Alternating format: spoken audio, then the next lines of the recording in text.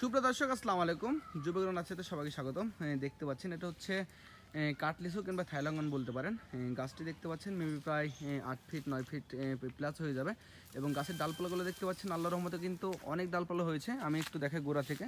এই যে গোড়াটা কিন্তু দেখতে পাচ্ছেন অনেক মোটা এবং অনেক তরতাজা একটি গাছ। এ পাশ থেকে কিন্তু আবার ডালপালা নিয়েছে দিয়ে কিন্তু গাছটা বনসাই টাইপের মতো অনেক ঝাঁকড়া হয়ে উঠছে দেখতে পাচ্ছেন।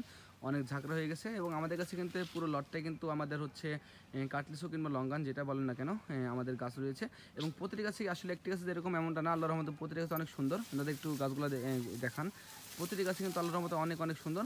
এগুলো গাছে কিন্তু আবার কিন্তু আমরা ফল আসছিলো, ফুল আসছিলো, আমরা ফল খেয়েছি, ফুল আসছিলো এবং প্রতিটি গাছে কিন্তু মাশাআল্লাহ আল্লাহর রহমতে অনেক অনেক সুন্দর এবং অনেক কোয়ালিটিফুল হয়ে উঠছে গাছগুলো। কারণ এগুলো এক কথায় আপনারা এখন মাতৃগাছ হিসেবে নিতে পারবেন।